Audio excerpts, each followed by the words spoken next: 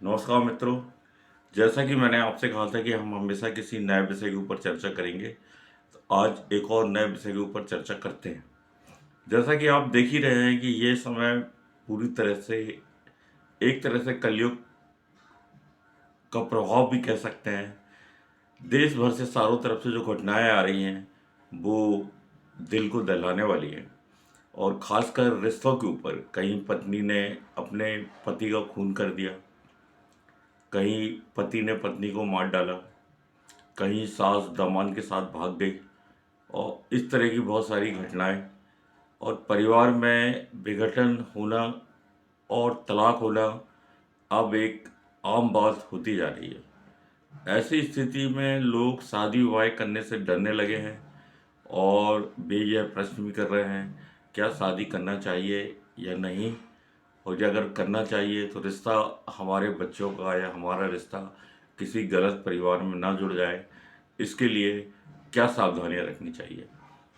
तो देखिए, ऐसा है, विवाह की व्यवस्था तो बनी रहेगी, समय भले कितना ही परिवर्तनशील हो जाए, लेकिन विवाह जीवन का, संसारिक जीवन का अनिवार्य अंग है।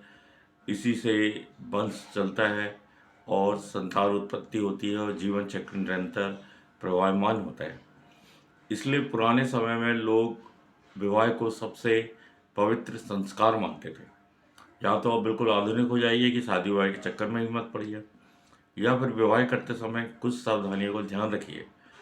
आजकल होता यह है कि लोग विवाह करते समय लड़की को तो देखते हैं, लेकिन उसके परिवार, उनके समाज, उनकी सामाजिक स्थिति और अन्य चीज़ों को इग्नोर कर देते हैं।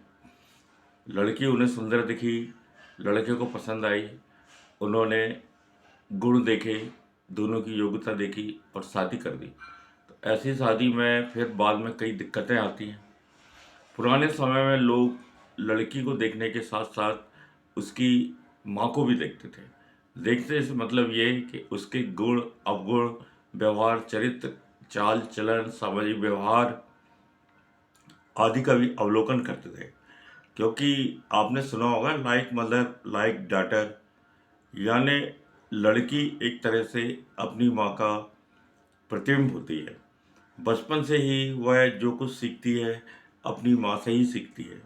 और यदि माँ बहुत संभ्रांत है, बहुत गुणों वाली है, और उसका व्यवहार, उसकी सामाजिक आचरण, उसका परिवार के प्रति प्रेम यदि ऊंचे दर्जे का है, तो वह अपनी माँ से इन्हीं गुणों को ग्रहण करती है।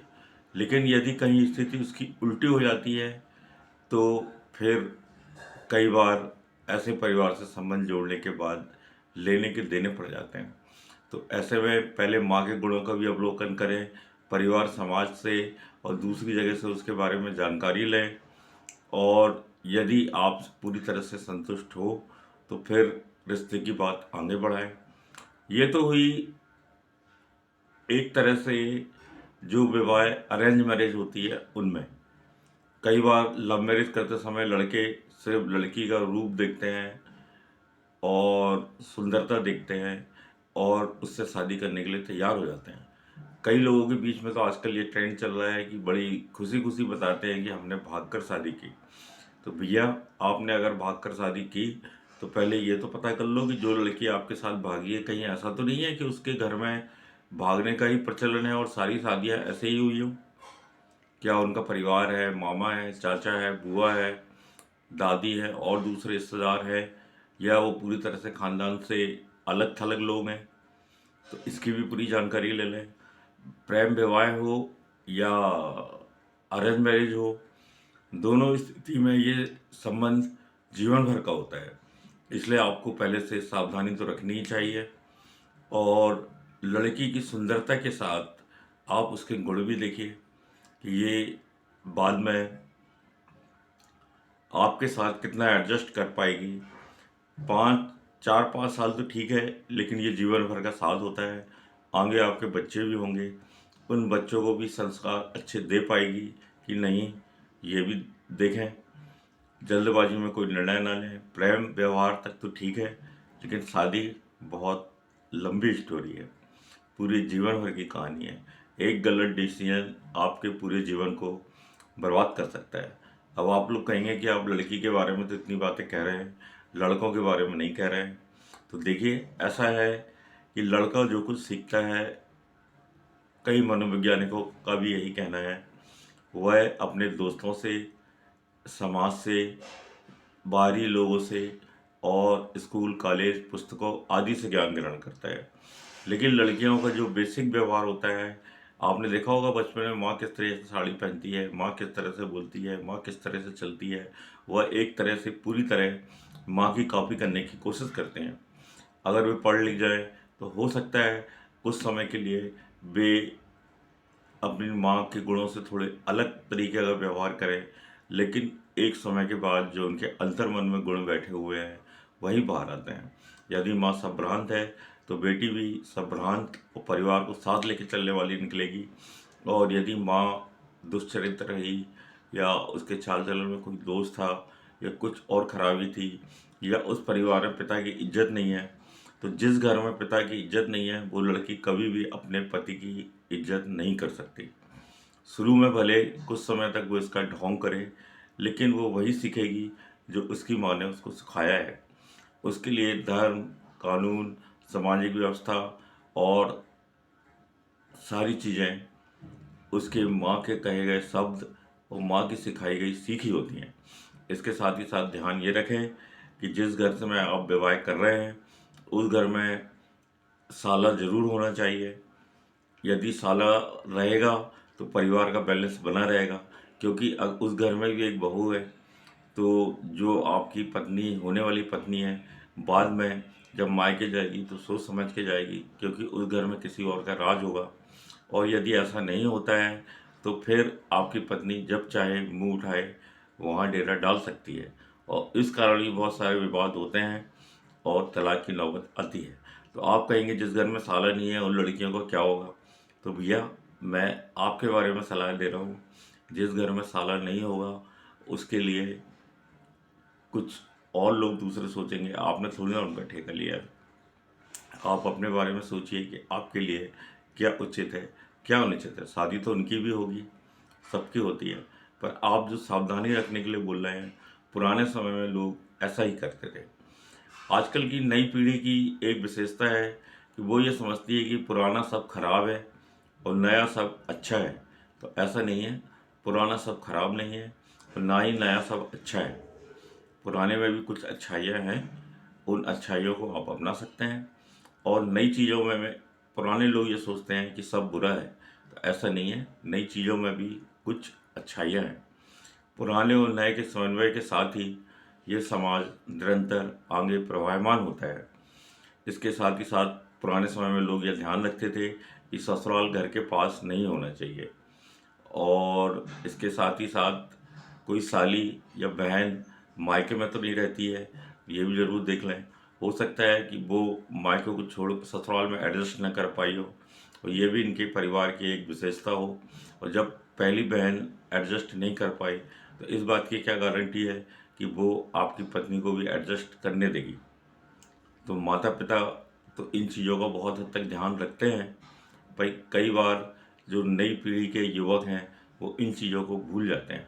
और ये वीडियो मैंने उन लोगों के लिए बनाया है अभी, जो लड़के अपनी शादी के लिए लड़कियां देख रहे हैं या उनका कहीं प्रेम प्रसंग चल रहा है और वहाँ वे विवाह स्थापित करना चाहते हैं। तो आप जिससे भी प्यार करें या जहाँ माता पिता आपके लिए योग्य वर वधू ढूंढ रहे हैं, उसके साथ ही साथ आप कुछ सावधानियां जरूर बरतें। इससे आपका पूरा जीवन बच सकता है। कई बार ऐसा होता है कि एक गलत रिलेशन पूरे जीवन को तबाह कर देता है, फिर आप कितनी भी कोशिश करें उससे आप निकल नहीं सकते। इसलिए अगर पहले आप कुछ सावधानी बरत लें, जैसे कि पहले मैंने वीडियो में बताया आपको कि माँ का व्यवहार लड़की के जीवन में बहुत महत्व रखता है।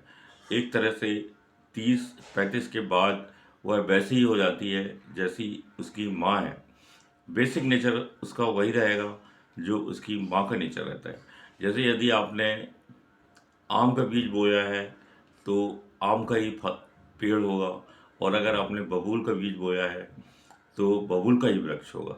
इसलिए पुराने समय में लोग लड़की के साथ साथ उसकी माँ के आचरण या व्यवहार का भी अवलोकन करते थे। और यह पुराने समय में परंपरा थी। कुछ महिलाएं घर की जाती थी जो माता से बातचीत करती थीं और उसके साथ साथ उनके बातचीत, व्यवहार और उस चीज़ का अवलोकन करती थी। अब आजकल ये परंपरा कितनी है मैं नहीं कह सकता, पर पुराने समय के जो लोग हैं, बुजुर्ग हैं, यदि वो लड़की देखने के लिए जाते हैं तो वो इन चीज़ों का ज़रूर ध्यान रखते हैं। इसके साथ ही साथ जिस परिवार से आप संबंध जोड़ रहे हैं उसके खानदान के बारे में भी आप जानकारी लें, पूरा विवरण लें। भले ही आपकी लव मैरिज क्यों ना हो, आपको जानकारी आपके आगे के जीवन के लिए बहुत उपयोगी रहेगी। यदि उनका परिवार और ख़ानदान और समाज में उनकी स्थिति अच्छी है तो आगे आपको उतनी तकलीफ का सामना नहीं करना पड़ेगा। और इसके साथ ही साथ पुराने लोग ये कहते हैं कि रिश्ता बराबरी वालों में अच्छा होता है। ना तो वे बहुत अमीर होना चाहिए, ना बिल्कुल गरीब होना चाहिए, क्योंकि दोनों स्थिति बहुत कष्टकारी हो जाती है। यदि आप गरीब घर की लड़की ले आए और आप उनसे बहुत अमीर हैं तो फिर उसका एडजस्ट करना बहुत मुश्किल हो जाता है। और उसके परिवार वाले लोग भी, और यदि लड़की कमा रही है या किसी और तरीके से, तो वे यदि गरीब हैं रिश्तेदार तो वे पूरी कोशिश करेंगे कि लड़की का पैसा हमारे पास आए और ये ससुराल में खर्च न करें। इस बात पर भी कई मतभेद होते हैं और कोर्ट में कई केस तलाक के इस बेस पर भी आए हैं। और इसके साथ ही साथ आपको ध्यान रखना होगा कि भले ही प्रेम विवाह हो या भले ही माता पिता की मर्जी से किया गया विवाह हो, वह एक लॉन्ग टर्म रिलेशन होता है, हमेशा के लिए चलने वाला होता है। तो इसमें आप जितनी सावधानी बरत सकते हैं ज़रूर बरतें, क्योंकि अगर आप ये समझते हैं कि रिश्तेदार और दूसरे उनके लोग बाद में छूट जाएंगे, हमें तो लड़की से मतलब है, तो इस गलतफहमी में ना रहें। सारे छिपे हुए सांप बिच्छू विवाह होने के बाद बाहर आते हैं रिश्तेदारों की शक्ल में, चाहे अरेंज मैरिज हो या लव मैरिज हो। इसलिए यह जीवन भर का संबंध है, इसमें आप पूरी सावधानी बरतें। और इसमें से कई बातें ऐसी हैं जो आपको पसंद आई होंगी, कई बातें ऐसी है जो आपको पसंद नहीं आई होगी। फिर कई लोग ये प्रश्न करेंगे कि आपने लड़की के ऊपर तो पूरा बता दिया, लड़के के ऊपर नहीं बताया, तो भैया लड़कों के ऊपर भी हम चर्चा कर लेंगे। परंतु हमारे समाज में महिला का दर्जा सबसे ऊंचा होता है। कहा जाता है एक अच्छी नारी घर को स्वर्ग बना देती है, बच्चों को संस्कारवान बनाती है, योग्य बनाती है। और यदि घर की नारी ही खराब निकल जाए तो फिर पति का, बच्चों का, पूरे खानदान का भविष्य चौपट हो जाता है। इसलिए नारी के ऊपर या लड़की के ऊपर विशेष ध्यान देने की ज़रूरत है। लड़के कई परिवार मैंने ऐसे देखे हैं जहाँ पे पति खराब निकल गया है, परंतु स्त्री गुणवान रही तो उसने पूरे परिवार को संभाल लिया है। आप भी अपने आसपास देखें, आपको ऐसे कई उदाहरण मिलेंगे। तो फिर जो लोग विवाह कर रहे हैं वो थोड़ी सी सावधानी रखें। और शकल सूरत वाली बात जो लड़कों को देखते हैं आजकल कि हमें ऐश्वर्या राय जैसी बहू चाहिए या आलिया भट्ट जैसी बहू चाहिए, तो भैया प्रेम करने तक के लिए तो ठीक है, लेकिन शादी आप उसी से करें जिसमें गुण हो, जो आपसे प्रेम करे, जो आपके परिवार को चला सके, आगे आपके बच्चों का ध्यान रख सके। और पैसा तो एक ऐसी चीज़ है जो आज है कल नहीं रहेगा, गुण सदाचार हमेशा रहेंगे। इसलिए कई लोग ऐसे रहते हैं, परिवार के लोग दहेज के लालच में या कुछ दूसरे तरीके से बेमेल विवाह कर देते हैं, तो उससे भी बचना चाहिए। और जहाँ तक हो सके सादा व्यवहार करना चाहिए। और लड़के लड़की के ऊपर विशेष ध्यान देना चाहिए। वो पैसा आप चाहें तो उन्हें गिफ्ट कर सकते हैं। फिर लगता है ये चर्चा ज़्यादा लंबी हो जाएगी, तो फिर अभी तक की चर्चा आपको कैसी लगी ज़रूर बताएं। और यदि यह वीडियो आपको पसंद आया हो तो इसे लाइक करें और चैनल को सब्सक्राइब करना ना भूलें। और हाँ, आपके जो भी विचार हो वो कमेंट में लिखकर मुझे ज़रूर बताएं। तो फिर आप समझ गए ना, लड़की के साथ साथ आप विवाह करते समय लड़की की माँ को भी ज़रूर देखें। नमस्कार जी, धन्यवाद जी।